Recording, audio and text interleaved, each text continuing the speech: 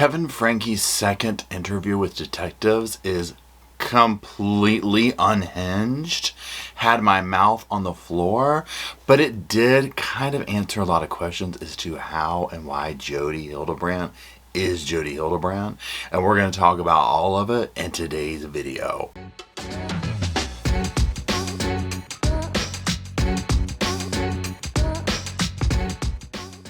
Hello Sofa Squad and welcome back to the sofa. The sofa's back here. Our little mascot Roscoe is on the other sofa in the living room because it is very early morning hours here. My name's Paul and I'm sitting in front of the sofa. Now like I said, today we're going to continue our conversation on the Ruby Franke and Jodi Hildenbrandt case. Specifically what we're going to be looking at, or listening to I should say, or kind of looking and listening, you know what I'm talking about, is Kevin Franke's second interview. So many of you wrote, Paul, watch the second interview or listen to the second interview. I did. I'm just, oh my gosh. Now, I'm going to warn you, y'all, there's so many clips we're going to be listening to in this, okay? So just go ahead and buckle up, all right? But the way this will work is this is audio only, so I'll put some visuals up and whatnot over it, but this is going to be just a listening type thing and me making commentary on it.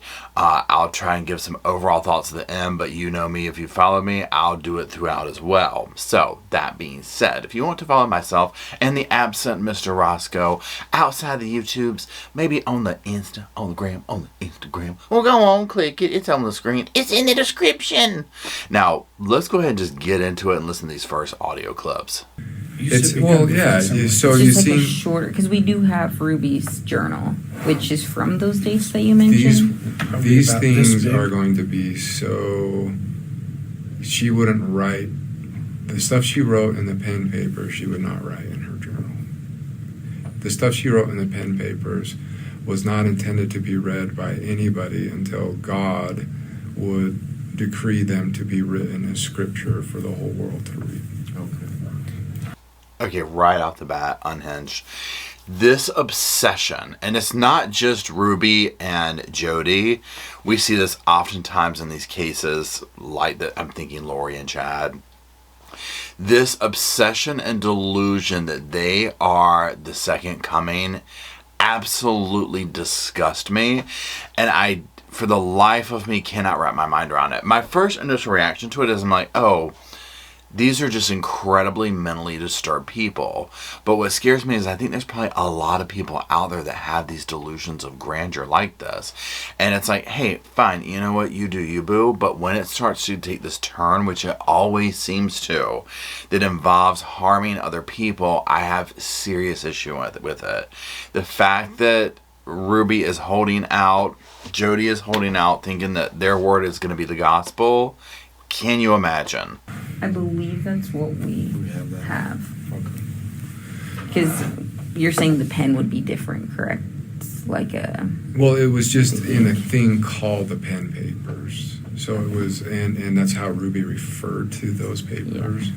So it described all of the visions and trances and everything that Jodi and Ruby went into. How thick would you say it was?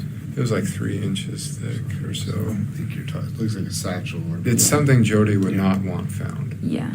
Now, the things that Kevin says in this interview about Jodi, I mean, it lets us know that we see what we're dealing with now, right? If this is all true, what he's saying and whatnot. They heard the trances she goes into and all this. Y'all, the things that he's saying about her, she is smoked, okay? Absolutely smoked. Honestly, after hearing this whole thing, they were so close to taking the lives of those children, y'all. It's not even funny. Like, they were so close. Those kids are so lucky to be alive. I cannot imagine the horrors that those children were put through at the hands of these two women. Jodi always had a larger interest in communicating with the parents more than with the actual patient, which I've always found curious. But her theory was, if you want to help your child, you have to help yourself first, and then you'll know how to help the child. Now, of course, this is coming from a woman whose children don't speak to her, allegedly. Here's the thing. When he said this, I was like, well, of course she wants to go to the parents. That's how she grifts. That's how she manipulates. That's how she has to manipulate the parents first. This is all about power. This is all about manipulation. This is all about mind control. I mean, it's bizarre, but to hear the inner workings of exactly how it worked, we see just how off the rails it really got.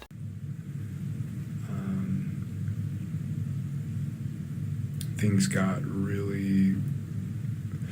It got strange around the fall of 2020. The Hannahs were trying to convince and bring Ruby into... Thank you. Thanks. Into this organization called Connections, and that particularly were focused on things like lust versus love, and healthy marriages, happier marriages, happier relationships. So he's describing the Hannahs. They were trying to get Ruby to come into Connections. They were like basically these mega Jodi fans, supporters, Connections, all this type of stuff. And here in the interview, we're hearing his first introducing Connections, and it's about love and relationships. Another thing we're going to hear and keep in mind as we listen to this is that came through to me while listening to it is Ruby's extreme need for attention. Okay, extremely needy for this, and this was probably very attractive to her. I think that personally, Ruby herself, her business, her brand, and all that was very attractive to Jodi. It was like this mutually, we're able to use each other kind of a thing. She invited me to go to it was like a conference or something held at Thanksgiving Point in Lehigh. And there were like 100 people there, and that was in the fall of 2019, maybe late summer of 2019, late summer 2019. And my impression at that time was this is absolute craziness. This is a bunch of man-hating women that are just looking for excuses to tear down their husbands, and I mean that's what it felt like to me when I was in there.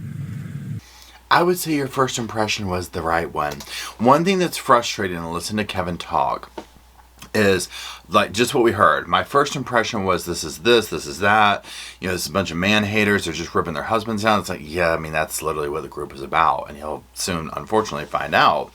Yeah, but all through the way he's kind of, at this point at least, calling this stuff out. Like, well, this didn't seem right. And that didn't seem, but never stopped, to be like, wait a minute. Hold on. No, he just went along with it. For whatever reason, and right now it's under the guise of trying to get back with his family, instead of just at a certain point being like, the kids are involved in this. This is not good. This is not healthy. These are not scenarios and people that need to be around my children for obvious reasons, right? Now, I understand you've been with somebody for a long time. You don't want to just walk away from that, right? I mean, it's easy to say, harder to do. I get that. But the level of unhingedness that he's going to talk about with Jodi, I'm like, I'm sorry, this should have been like an incredibly obvious, dangerous person that you're going to authorities over and filing divorce papers like immediately.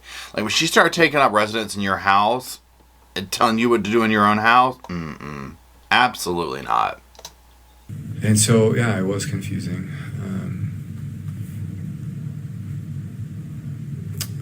Ruby, then we went on a trip with the Hannahs to the UK in October of 2019. And I swear the whole objective of the trip was to like convince me to get into Connections, because all of them were in it except me. But they made some really eloquent arguments, and I agreed to join a men's group with Jodi in January of 2020. A men's group led by Jodi. I mean, it's just the irony of it, okay? And also I'm sitting here thinking like, oh, we went on this trip to Europe and it was like the whole thing was to get me to join this group. That right there is a red flag. I'm like, why would you even, like, I don't get this. But I mean, again, you're talking about Jodi and Ruby and him. Ruby's probably liking the attention. She wants to get in on this. You're going to hear this kind of thing. And he's over here talking about, and he's so passive and just goes along with whatever and lets everybody run all over him that, you know, it is what it is. Because in normal world, although I hate using the word normal, it's like if you went on a vacation and somebody with another couple and you feel like they're trying to get you to sign up for Amway the whole time, I mean, I don't know how long that vacation would last. You know what I'm saying? Like, that's so weird and creepy to me. And I'm just like, if I was there, somebody, all they're doing is gassing up this connections and all this, and it was like, well, I finally agreed to join a men's group. Why would you even start there? Obviously, it sounds like Ruby was probably like, come on, honey, go on, do it. Of course she wanted to. She's like, sounds like in the process of trying to get rid of him and get all his money. You know, various stages of like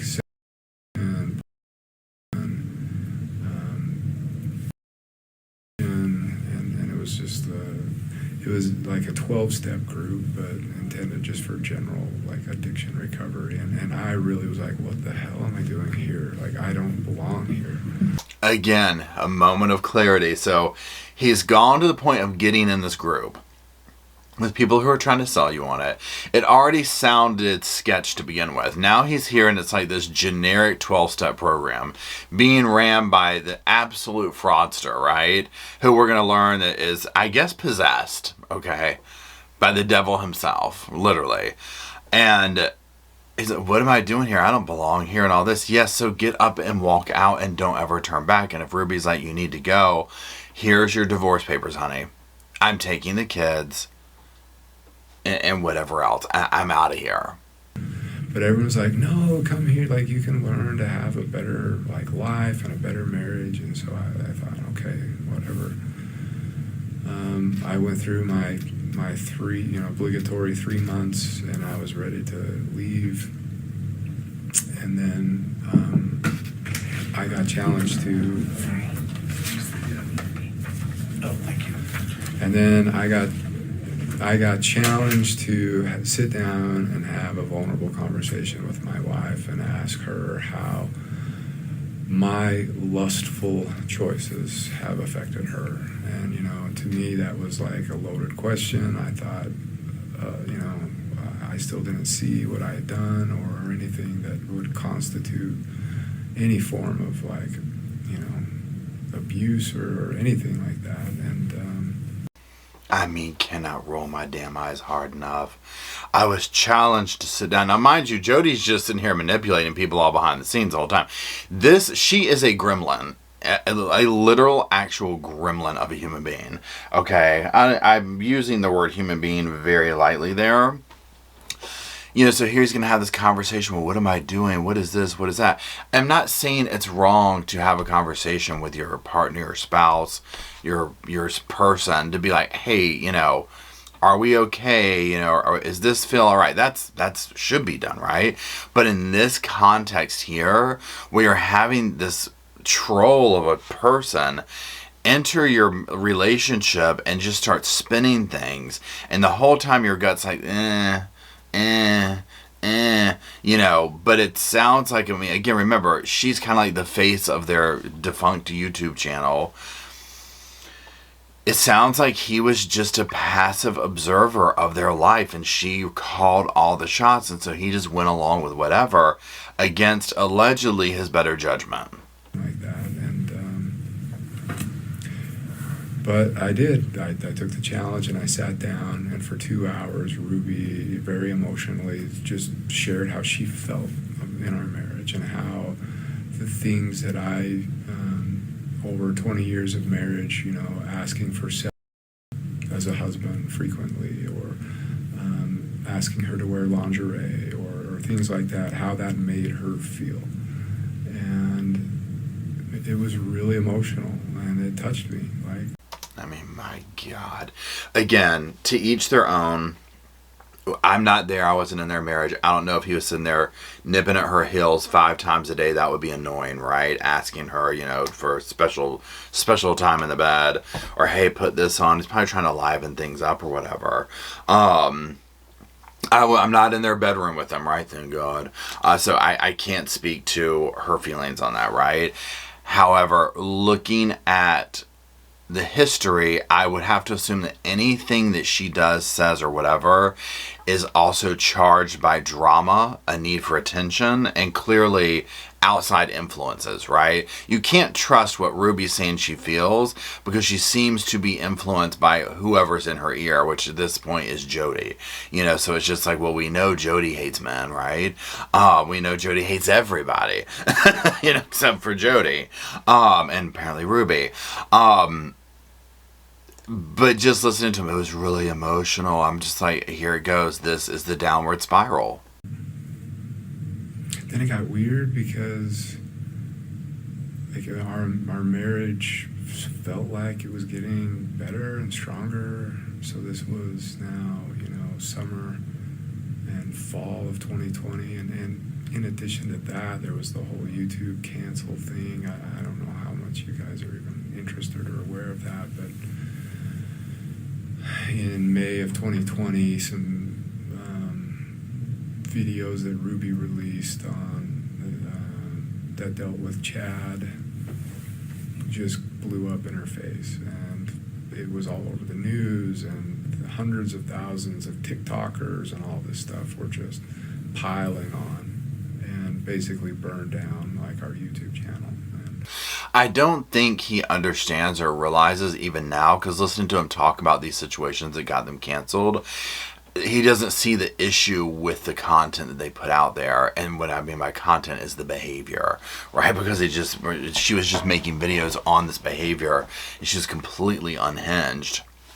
And yeah, they got canceled for it, and they lost all their income over it. You know, but it doesn't sound like he takes issue with what was going on, the punishment she was inflicting, and that type of stuff. Yeah, and then they started going back and trying to dig and find, and then they'd find these little nuggets like, oh, look, Eve went to school without a lunch one day, or, you know, stuff like that. And, but it was the beanbag video that really set people off. So then they went back from there. Mm-hmm. See, that's what I'm talking about, where he's just like, oh, well, you know, she went to school without lunch one day, and, you know, and then the beanbag, and it's like, well, it's the behavior also, but it's Ruby sitting here getting on camera and acting in the way, and especially now we know, where it's like she got off on this power over her children. You know, so seeing how she treated them, you know, like the whole lunch thing, you know, I'm not going to be manipulated into bringing lunch, and she's going to have to learn, don't anyone give her food, and, you know, all this stuff, and it's just like, I mean, my God, what goes on at your home? You know, oh, he was bad, you know, he was a naughty boy, so he has to, you know, sleep on a beanbag for almost a year. I mean, it's insane. But again, you hear Kevin talk, and he doesn't seem to really have any sense of like, maybe we shouldn't have done that. It's just, you know, it canceled our YouTube channel. You know, oh well. So at that time, Ruby was really distraught. She was looking for support. She was looking for someone who would understand her, who would validate her, and she found that in Jodi. I mean, can you imagine? So, key words here, how Ruby operates. She was, you know, distraught, whatever. She was looking for someone to validate her. That right there, I was like, that is Ruby's motivation. The YouTube channel validated her power over her children, and then she finds Jodi, and you already know, Jodi was able to just run circles around someone like Ruby, right? And you see where it got them. 2020, or the fall of 2020, there would be a conference, and Ruby would say, I thought we were just attending it, but then she'd say, hey, they wanted us to get up and tell our story, you know, and I'm like, oh, okay, sure. And so I get up and just say, like, yeah, I was the guy who said, I think this is a bunch of, like, you know, man-hating, you know, women, but it really has made a difference in my marriage, and it really did. Like, I believed it.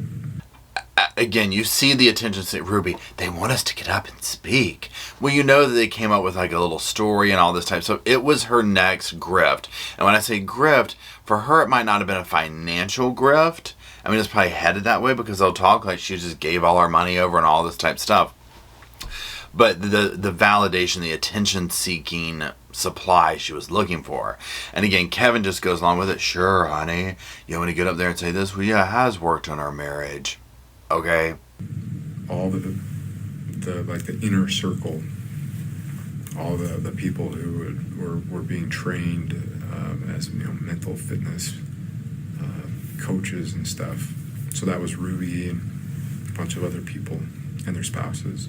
We went out to like a dinner afterwards, and that's where Jodi really opened up to the women in a private conversation that she believed she was being tormented and haunted by shadow figures every night.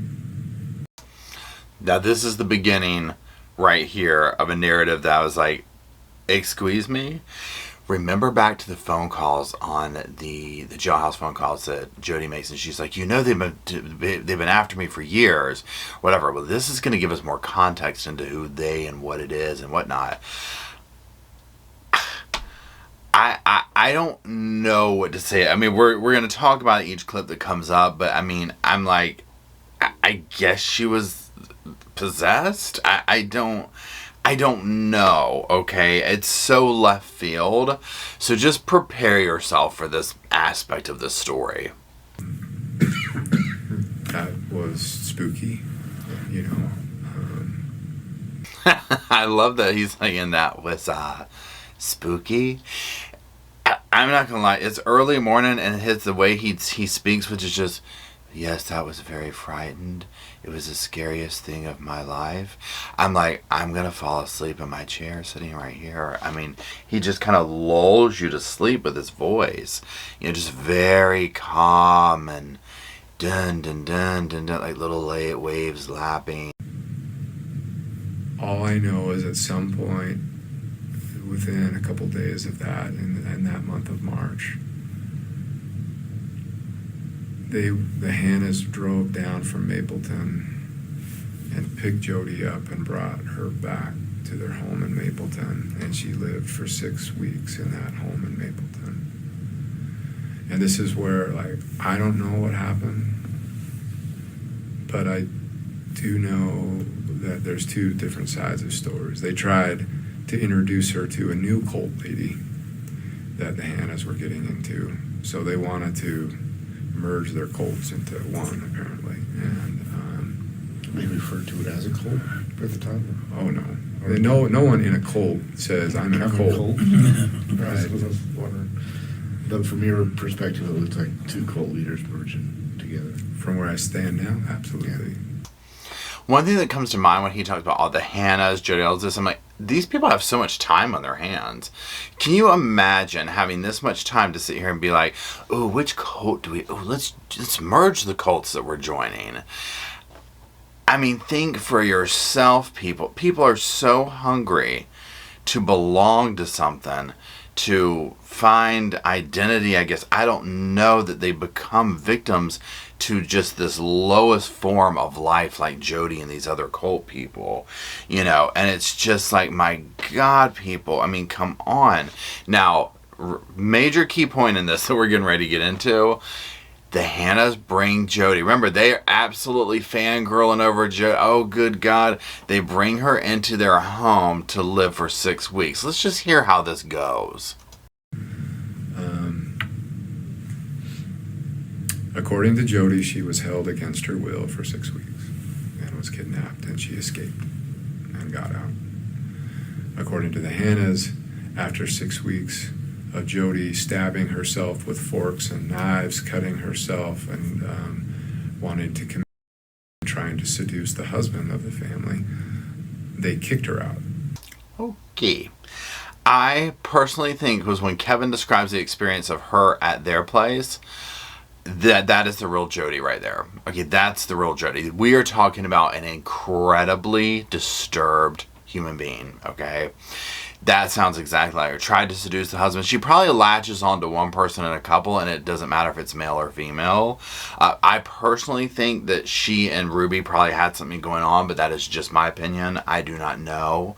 But it sounds like it to me. We'll get to that part in a minute, but just the behavior in general. But, doing the stuff to her arms, he'll talk about that. Just kind of taking over the house. This sounds like her. When you watch her, if you go back and look at her now, like, especially like in court where she just has that look to her eyes of there's a lot going on there, okay? But there's also something just like dead within. But the point is, somewhere around mid-April, Jodi was back in her home in Ivins, and she was a hot mess. And she reached out to for help. And Ruby was always jealous of the Hannahs, that they had a better relationship with Jodi than she did. Ruby, and this is like, goes back to her childhood. She wanted to be the best friend. She wanted to be the most liked. She wanted to be the one that everybody knew. That right there, that is Ruby's motivation. You still see this playing out in her courtroom speech, where she tried to make front and center and all this type stuff. It's just, she's broken in that way, right? And she craves that attention, is what it seems like. Now, also, you hear how Jodi operates. Okay, she used everything up with the Hannahs. Now they're going to be, I was kidnapped. I was held against my will. Ruby, I need your help.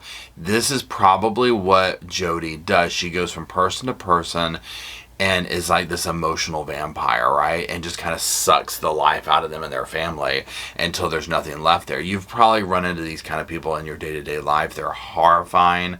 They're awful.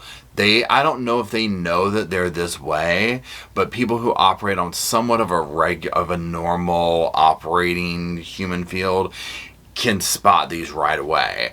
However, it sounds like Ruby just ran right to it because Jodi was able to provide her with the stuff that she wanted, right? And this is very attractive to her. And so she was like, I'm going to bring my family in on this.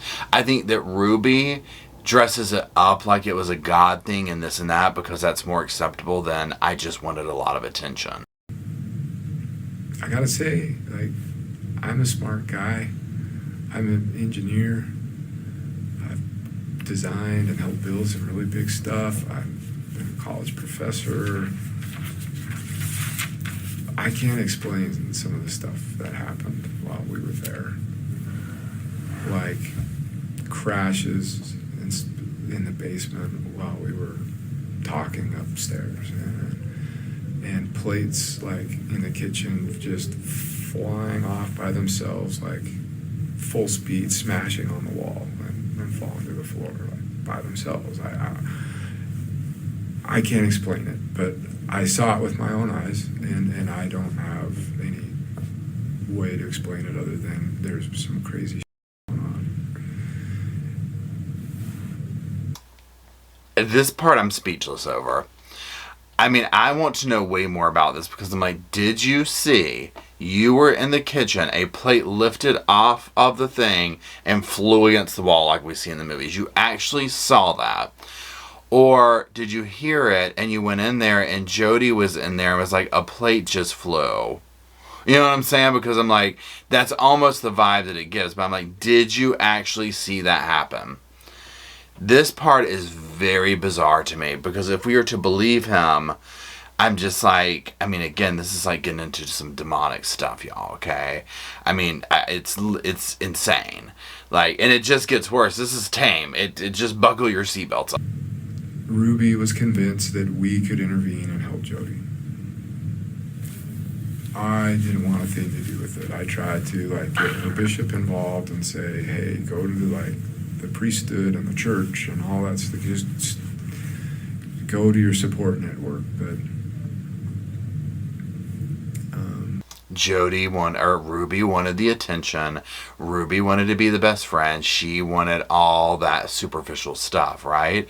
And then again here, I didn't want anything to be involved. Dude, you keep just pushing your boundaries more and more and more and more, and now you're letting this gremlin into your home. Ruby continued to be like, no, we can help. Like, she doesn't want that. Could you imagine, like, what would happen to her reputation if this got out and stuff. Let's help her. So we went down like a couple more times between May and August, but it reached the point where in August, her bishop at the time, a guy who's down there in Kayenta named Scott Galbraith, he's not our bishop anymore, but I mean, he was going over there like every night, and he'd be there for like 4 hours, and he'd be like, I'm fighting evil spirits, I'm casting demons out, I'm crazy stuff going on, and finally he got to the point where he's like, I can't do this anymore. Like there needs to be some sort of resolution. I would love to know what really went on in the house with him and Jodi for 4 hours. I have my suspicions, but I'll just leave that alone. It was at that point that they said, why don't you take her up to your house? And I was like, oh, hell no. I don't want this in my house. But I was beaten over the head with it. Like, that's really insensitive. You know, she's done so much to help our family, and you're being selfish, and she has needs, and come on, like, it won't be for long. And so I relented, and I was like, okay, actually, you know, this could kind of be fun. Let's just make it fun, and we'll, like, she needs a vacation, so we'll just go take drives up the canyon and stuff like that. I mean, my God. Just lets her walk all over him, leading. This is the thing, you can see all this coming the whole way. And remember, it's like it's not just that you have children involved. And clearly Ruby's, I mean, she's thinking like a child at times, probably worse than a kid. She's just looking for attention and a grift or whatever it is. She's led you all through this. Why not stop at some point and say, plates are flying. This little gremlin's doing some weird stuff. This is not someone we have in our home with our children. You know, anything she touches turns to drama. You know, you've met people like this. Imagine letting them into your home to live with you. Well, we'll make it fun. It'll be a vacation. Well, let's hear how that worked out. And it turned into just like crazy house. The moment she showed up in my house, just the weirdest crap started happening. Lights turning on and off, sounds of people walking in walls, and like sounds like footprints going up walls and across the ceiling, and like stuff floating around, and it was weird, and I hated it. Y'all, I have these visions going on of her and, you know, being in the house, and I'm just like, and on that note, I'm like, girl, you got to go. Okay. Now, also, I would love to know what the cops talking to him's face look like right now. You know, they're like, like what kind of stuff's floating around? I'm like, are we talking about like candelabras floating through the house? I mean, y'all, we joke that she's evil, but I'm like, we might be talking about Damien up in here, y'all. I mean, we might be talking about the real thing.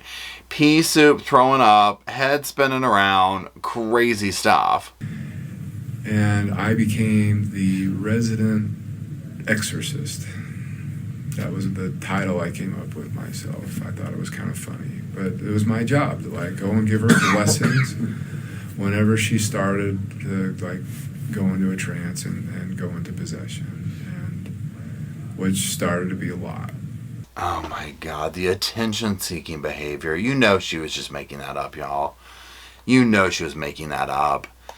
I mean, how do people like her exist and get through life as far as they've gotten, right?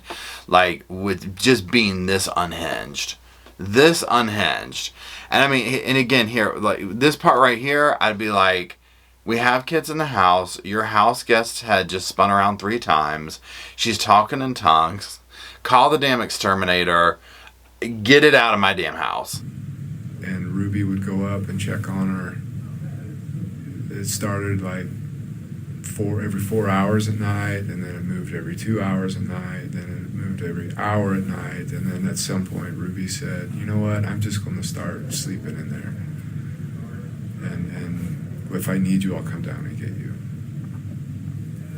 I'm like, that's kind of weird, but okay. And that was that. They started sleeping in the same bed, and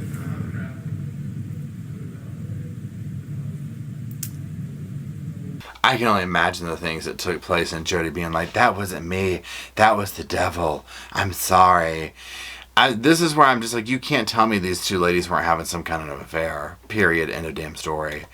Yeah, because we know Ruby would be willing to do anything if you told her hair was pretty. Apparently, she was just like going to follow you around like a little puppy dog, you know. So Jodi knew how to play that game, and then when she really wanted to manipulate things, she just became possessed. I mean, again, you can see it coming from a mile away. I understand that there's no emotional involvement, so Kevin's going to have a different experience. But again, at what point your wife is now sleeping in your house guest bed, whose head is spinning around and going through possession?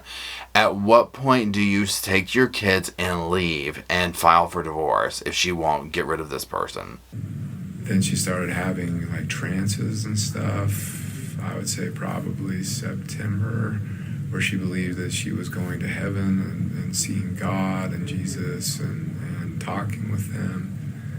And she would get together with Pam Botcher. Ruby, Pam, and Jodi would get together and do these interventions. I mean, it's like they took a page from Lori and Chad Daybell. The similarities are so scary, y'all. This is what I'm talking about, where these very mentally unwell people go down this rabbit hole and they become convinced that they're like these spiritual whatevers, you know, and that they're meant to save the world, and that their word is the gospel, and this and that, they can do no wrong. And it always involves victimizing other people. Right? It always involves this for some reason. And I don't know if it's just part of like, because to me I'm almost like, is this just some kind of schizophrenia?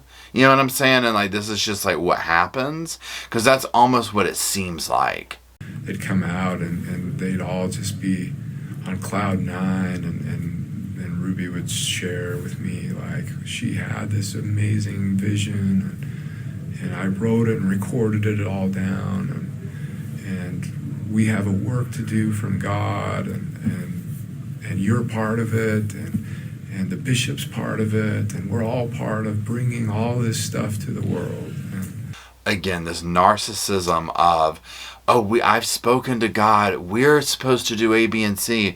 We're convinced. It's like their narcissism takes a personality of its own and then talks to their other personalities, and they believe it. Right? Look at how Lori and them were. You couldn't tell her otherwise that she was not the chosen one. Same with these right here. You're part of it. Yeah, your wallet is, Kevin. She's going to drain your bank account. Literally, it's like the same MO with these people. And I took the dog on a walk, and I thought they were done, but they weren't done. And Chad had all his high school friends over in the backyard. Jodi flipped out. She was ready to come back to Ivan's on her own that night, and Ruby and Pam talked her into staying. But that was the first night where Ruby said, I want a separation from you. And it was an in-home separation. And so it was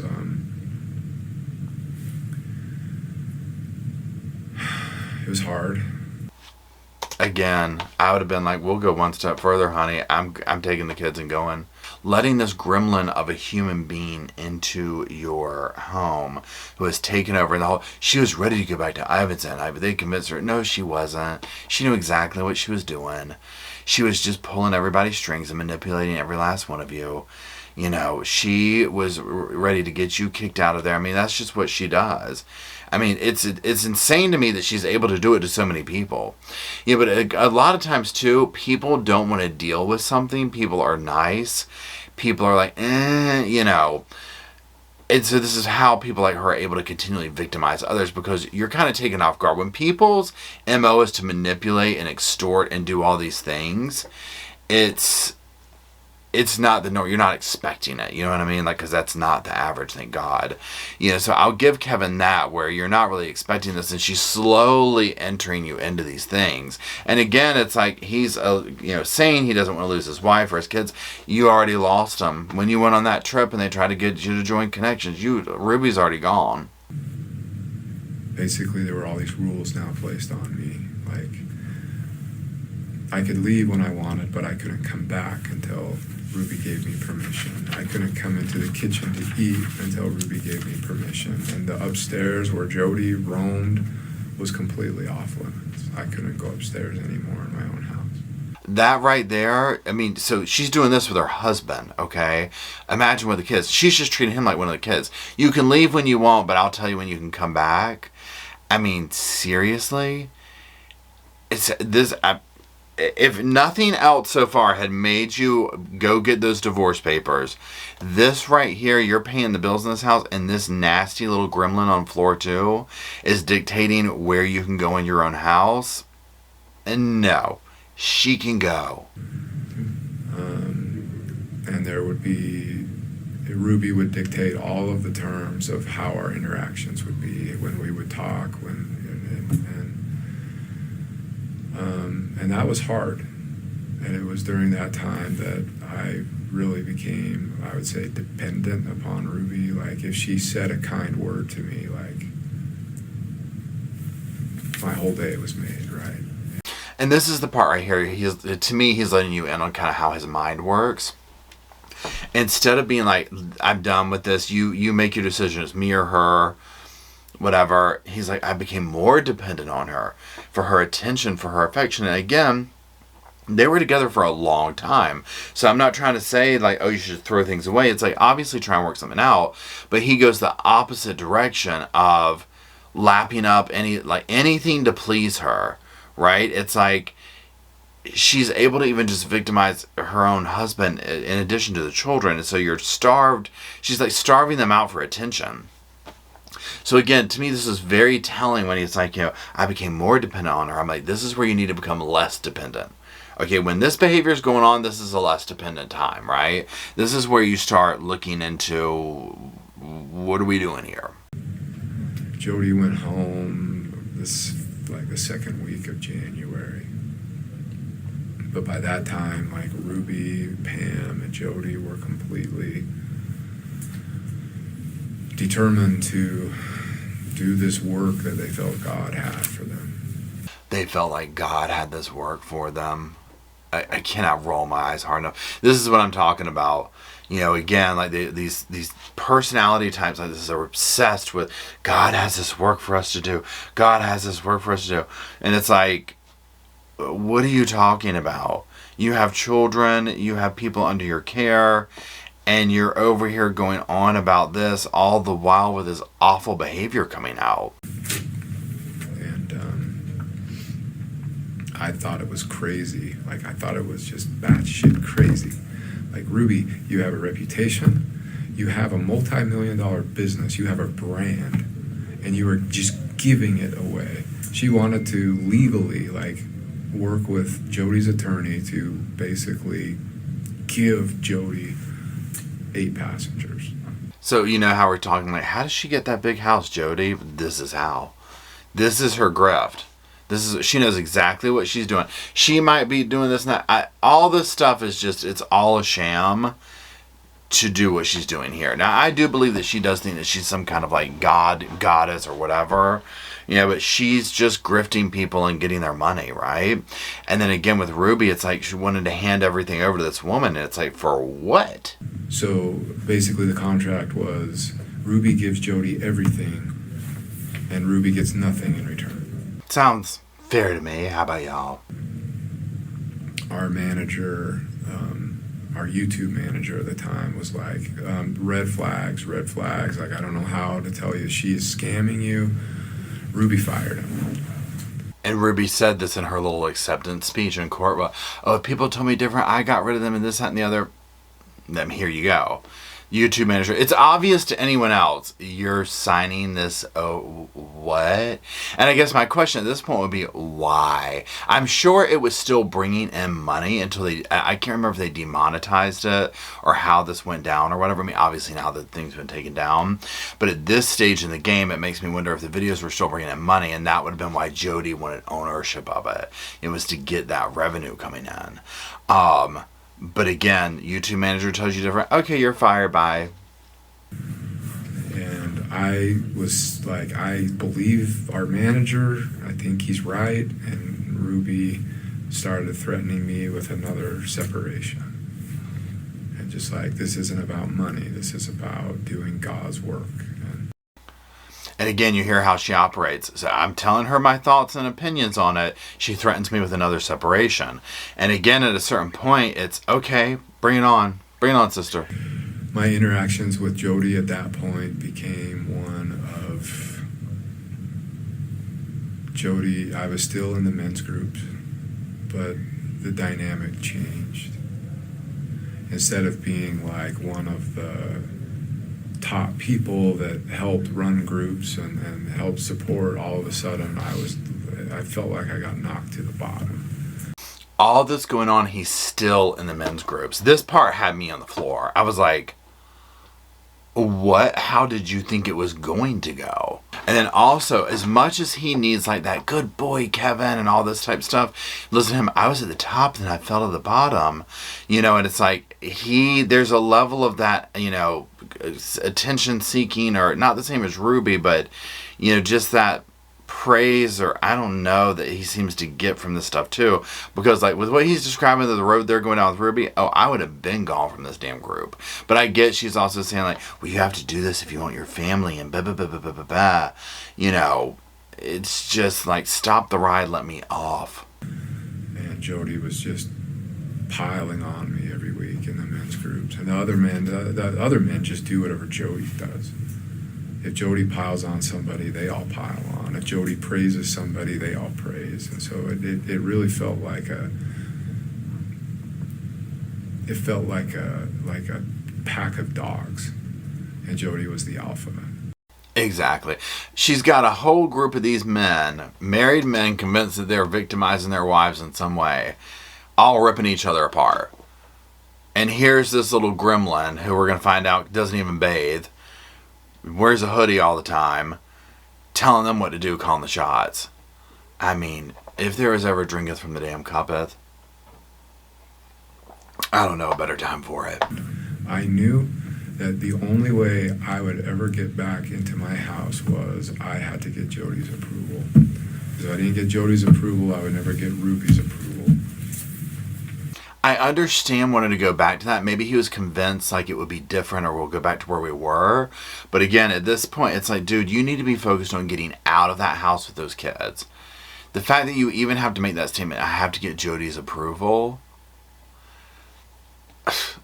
Okay. Jodi had an approved list of men that I could make phone calls to, and it was basically 3 men. But 2 of those, all 3 of those 3 men were like, we don't want to do phone calls with you anymore because you're being manipulative. And I'm like, well, who told you that? Well, Jodi did. So I was completely cut off. And if I went to my church leaders, I was seeking enablement. If I went to my family, I was seeking enablement. If I went to anybody, I was seeking enablement. And so it felt like... So it's quite clear you're never going to win the game that she has presented at you, so you need to leave, okay?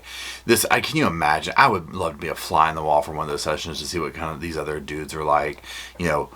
You're being manipulative. Who told you that? Jodi did. Okay. It's gross. The whole thing just gross.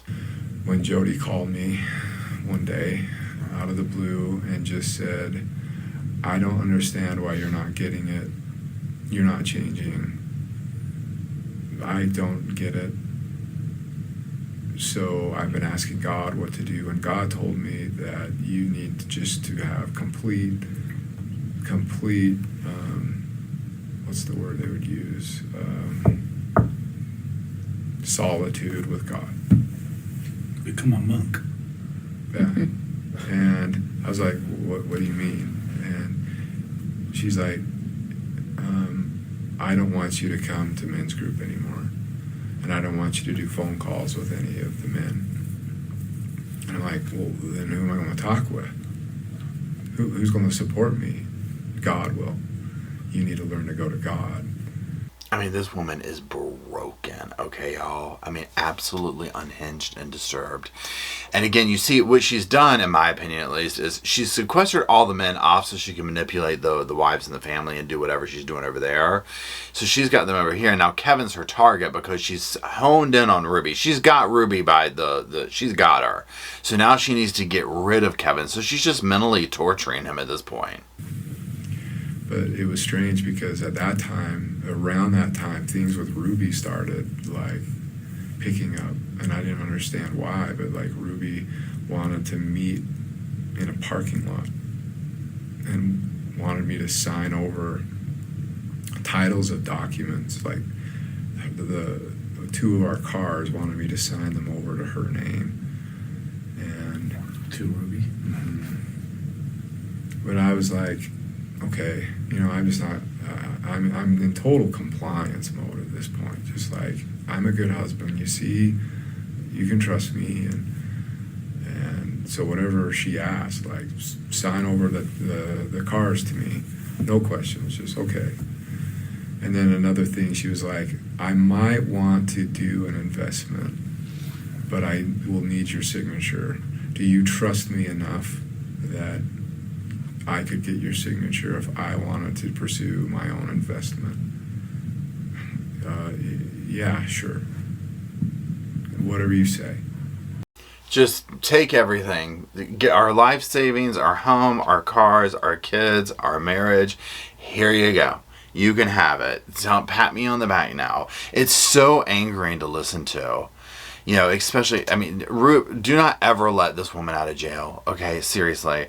This is a dangerous human being, and so is Jodi, obviously. It's the level of absurdity in this absolutely makes you want to come to the screen, right? I'm just like, dude, at what point? I'm surprised that he even has taken the stance that he has now with things of... And maybe it'll take maybe this is part of the recovery of getting out of a relationship like this or around someone, because here's the thing. They were together, 22 years or something like that, like a long time. Imagine being in that mindset for that long with a human being like Ruby, right? Because this didn't just come up overnight. This is who she is, And I'm not trying to like absolve him from any accountability in it, because I do think that there's a lot of accountability. But I'm also just making note of the fact of this is an incredibly disturbed woman. I mean, that whole thing, like, do you trust me enough? She knew exactly what she was doing. And apparently she wanted to sell the house, but couldn't because my name was on the mortgage. And I think that's what she was talking about, of, will you sign something if I just put it in front of you? Lori and Chad approved of all this public service message going on here with these people. So similar. So insanely similar, it's scary. He's lucky he still has out. The way that he was willing to go along with so much of whatever she presented to him is shocking to me. But again, it's like, dude, you're lucky that you still have all this stuff. I mean, you were just, he's talking about her on one hand, like, well, I told her I didn't think it was a good idea to give the YouTube thing away. But it's like, you're doing the same way that she was getting taken advantage of by these other people. We can argue being taken advantage of, because I think she was a willing participant. It's like, he's the same thing. Like, with her, it's like you're just rolling over and letting her destroy your lives, right? And just, for what? An attaboy or a compliment sandwich? But I can't describe to you what torture and hell it was to live it was more than a month, really, in complete isolation, believing that I was like evil. And okay, y'all, On this part right here, I literally thought this is what I was going to say. I can't describe to you what torture and hell it was to live a whole month without my children or a year, at this point. But describing that. So then when he's like, to live in isolation, which I agree that would be too. But it's the lack of that you hear throughout all of this. And I'm just like, I don't know. I just feel like their kids are such an afterthought to all of them. Yeah. Where you made contact with us. A month before. Yeah. Okay. So for that whole month, my life was literally wake up, exercise, go to work, pretend everything's okay, come home, do connections like workbooks and read scriptures and try to strip selfishness out of my life. Like, go to bed, wake up, repeat every day. Boom, boom, boom, boom, boom. I mean, I was so upside down. It sounds like absolute misery. Can you imagine doing all that and then coming home? And we've listened to gone over some of the podcasts on Connections here. Anybody can listen to you can just pop into 1 minute, 60 seconds of any of those podcasts and know there's something not right with these people. Right? There is something not right with them. Point blank, period, end of damn story. So to come home and be immersed in that, on top of your wife has completely, just taken everything away from you. Utter misery. But again, you have to ask, why stay? Why keep doing it? A couple of them. What were the two they should we tell you about? So, like, one of them, she was walking along the beach with Jesus, and Jesus challenged her to go walk on the water, and it was a whole lesson on walking on the water. Another, she would walk with Heavenly Father and Heavenly Mother, and she had a pet lion in heaven named Charles. I don't know why I never forgot that name, but it was like this massive lion, and she got to ride the lion and learned that, all about who she was and this pet lion and all. There was another one where there was a lot of satanic ones where when she would go into possession mode, she would talk in like different voices. It was really creepy. But the voices would say, she's ours, we're not letting go. She is Satan's bride. She's mine. I'm going to marry her. So if she was faking it, she believed that she was trying to, or Satan wanted her as her bride. I'm snorting. I'm sorry.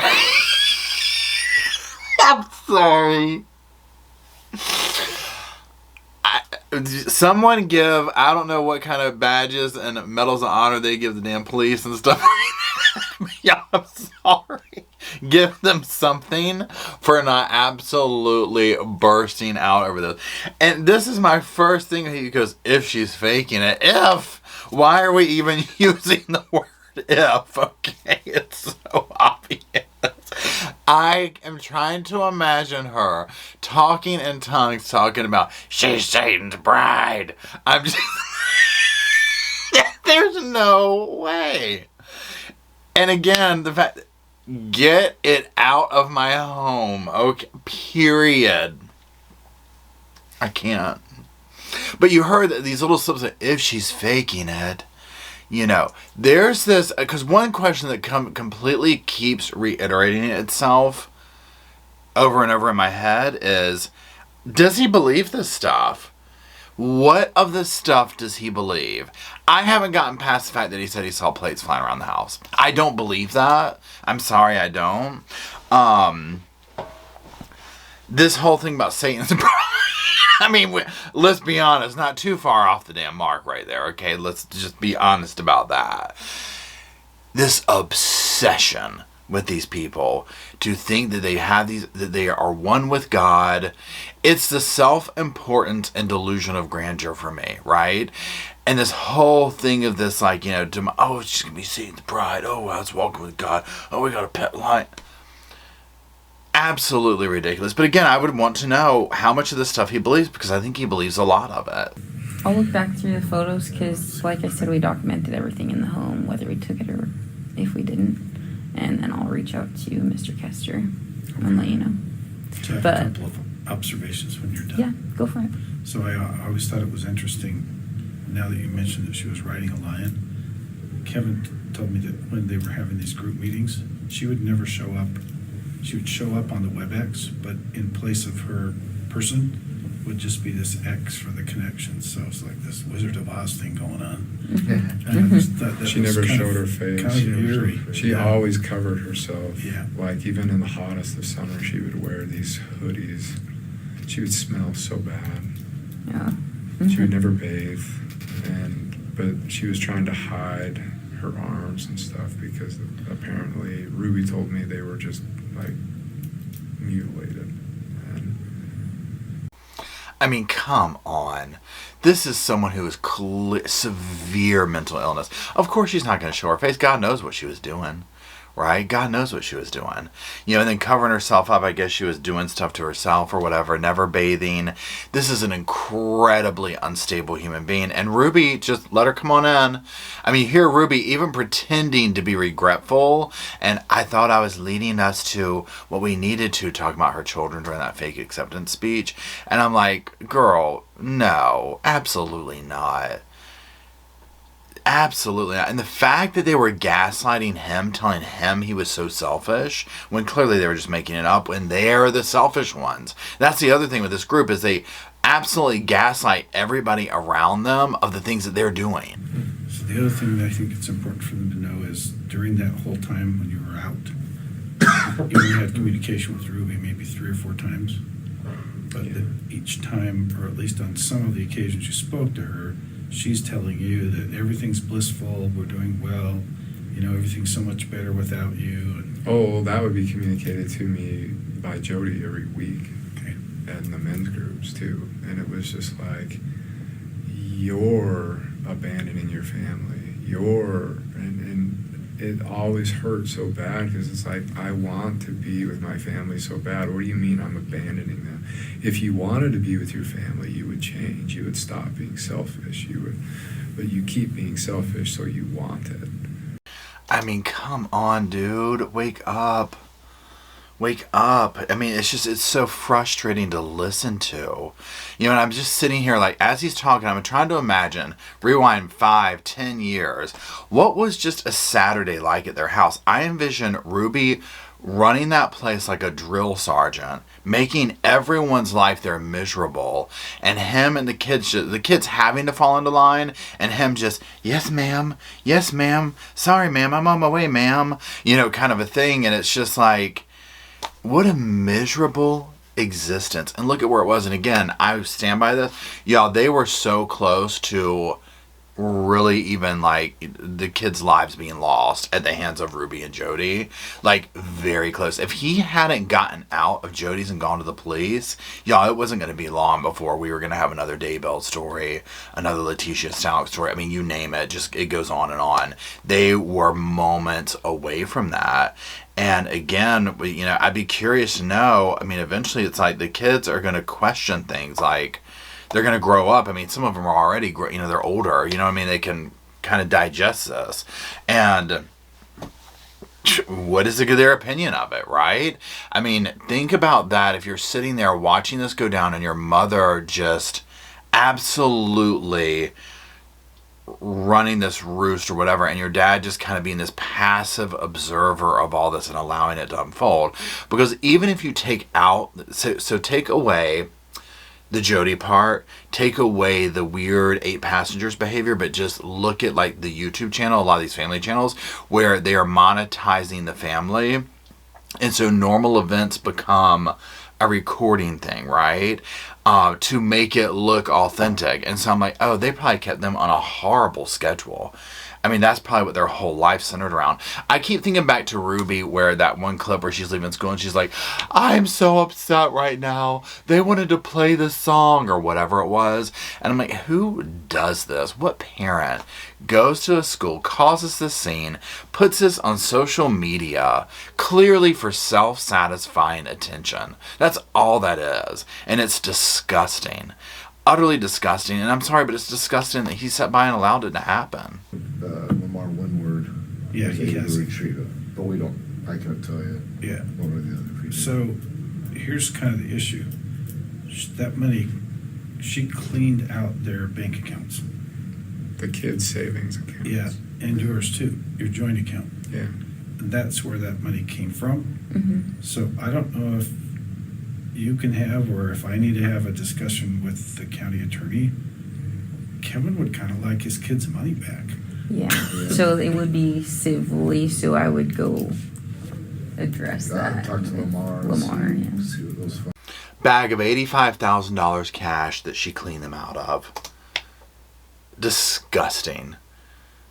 On top of it all, drains them financially for the little gremlin that doesn't bathe, grifts everybody she can, all the stuff we've heard about her. Again, they never need to see the light of day. They will go do the same exact thing because they haven't learned, unless some massive changes takes place with these two women. And I'm talking about Jodi and Ruby. I mean, they're still pulling their drama in the courtroom. You see, it all makes sense now hearing all this. The speech that Ruby gave, Jodi's lack of that look, in court. It's like, oh, there ain't nothing changed here, everybody. It's the same car wreck you saw 10 minutes ago, 20 minutes, 3 days, same car wreck.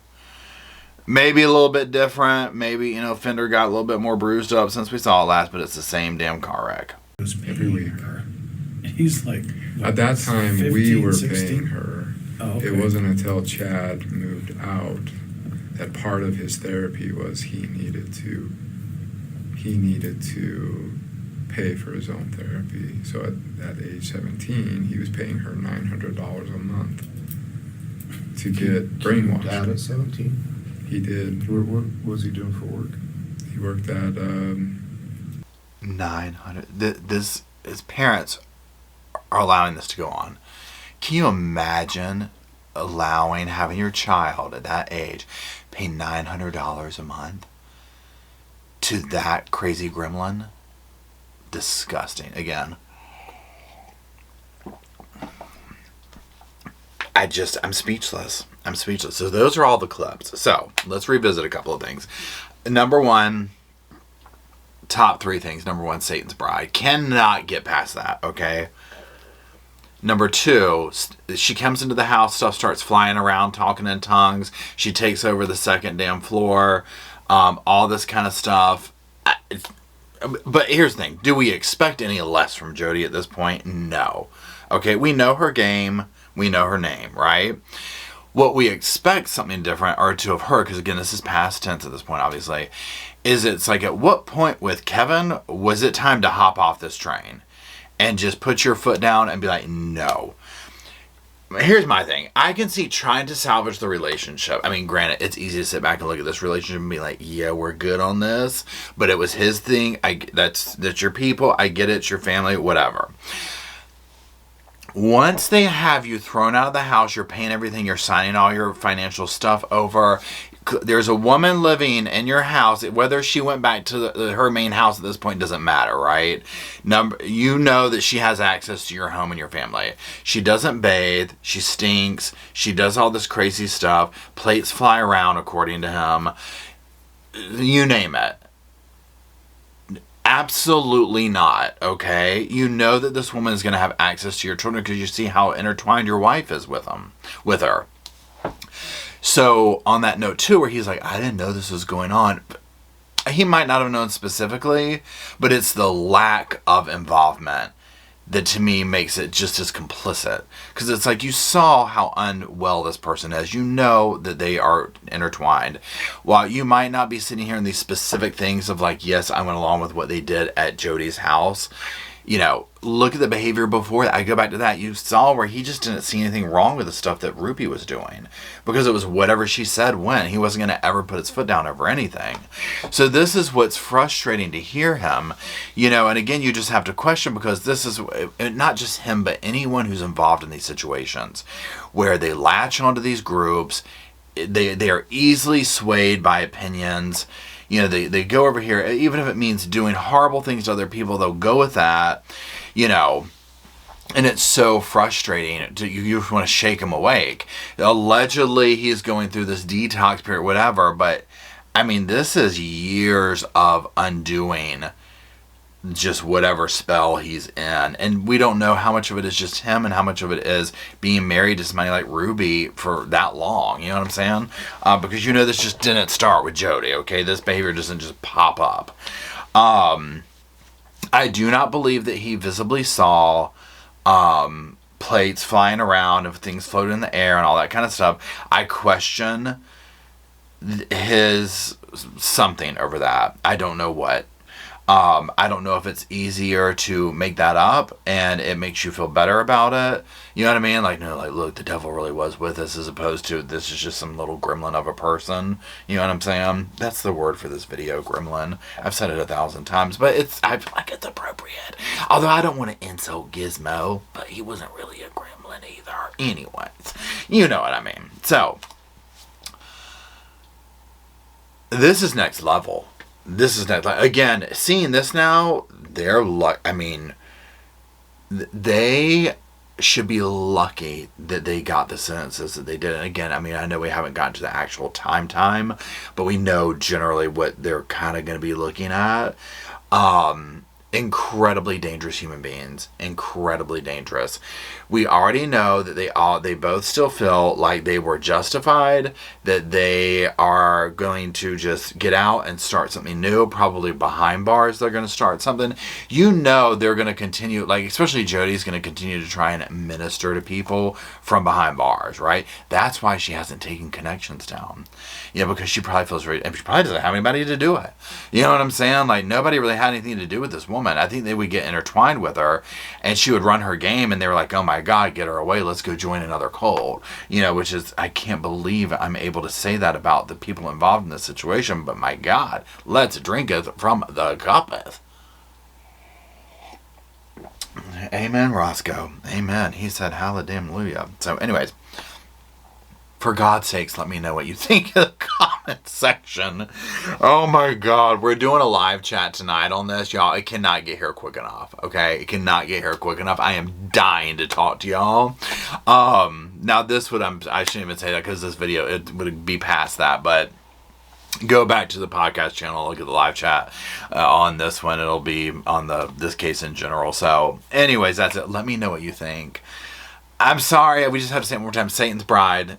I just cannot get past that. Satan's Bride. I might name the damn video that. So anyways, let me know what you think. If you're still watching, I know this is a long one. I appreciate it. Roscoe says thank you. He did. You saw where he came in halfway through. He woke up. I had to split the video recording up for this one. So, but Roscoe thanks you for tuning in, and he asked that you drop some sofas in the comment section. And Roscoe and I are going to float our way down there, okay? And when we do get down there, we're going to hang out on that sofa and talk about this case and others. But until we do, we'll see y'all soon. I just wanted to say thank you again for watching the whole video, and also thank you for being part of the Sofa Squad. Special thanks to all the Patreon members, channel members from both of my channels, everybody who likes, shares, subscribes, comments in the comment sections. It helps the channel out so much. Now, don't forget, I do have that other channel, the podcast channel. That's where we go live, we hang out, we talk. We have kind of sort of a schedule, but just be sure and check it out. I'll put it up here on the screen. Also, if you're looking for merch, be sure to check out my Teespring store. I'll put that up here. And then, like I said in the beginning of the video, if you want to follow me and Roscoe on the Instagram, go on, check it out. It's right here on the screen again. But once again, thank you very much. I really appreciate you being part of the Sofa Squad, and I'll see you in the next video.